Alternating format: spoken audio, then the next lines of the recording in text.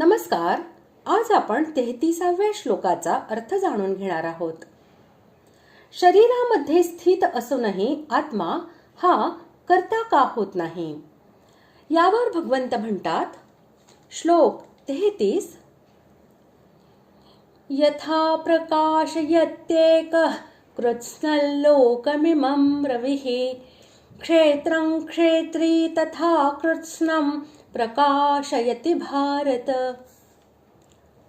श्लोकाचा अर्थ, हे अर्जुना, ज्याप्रमाणे एकच सूर्य या संपूर्ण ब्रह्मांडाला प्रकाशित करतो, त्याचप्रमाणे एकच आत्मा संपूर्ण क्षेत्राला प्रकाशित करतो.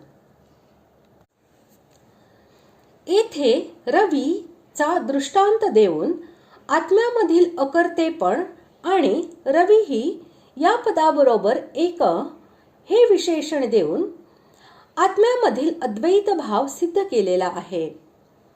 याचा अभिप्राय असा की ज्या प्रकारे एकच सूर्य हा संपूर्ण ब्रह्मांडाला प्रकाशित करतो, त्याच प्रकारे एकच आत्मा संपूर्ण क्षेत्राला, म्हणजे 5व्या व 8व्या श्लोकांमध्ये विकारसहित क्षेत्राच्या नावाने ज्याच्या स्वरूपाचे वर्णन केलेले आहे, त्या संपूर्ण जड वर्गाला प्रकाशित करतो आणि सर्वांना सत्ता व स्फूर्ती देतो. भिन्न भिन्न अंतःकरणांच्या संबंधामुळे भिन्न भिन्न शरीरांमध्ये त्याचे भिन्न भिन्न प्रकटीकरण होत असल्यासारखे दिसते. ते असूनही सूर्याप्रमाणे तो आत्मा त्यांची कर्मे करणारा नसतो आणि करविणाराही नसतो. तसेच तो द्वैत भाव किंवा वैषम्यादी दोष यांनीही युक्त नसतो. तो अविनाशी आत्मा हा प्रत्येक अवस्थेमध्ये सदा सर्वदा शुद्ध विज्ञान स्वरूप, अकर्ता, निर्विकार, सम आणि निरंजन असा राहतो.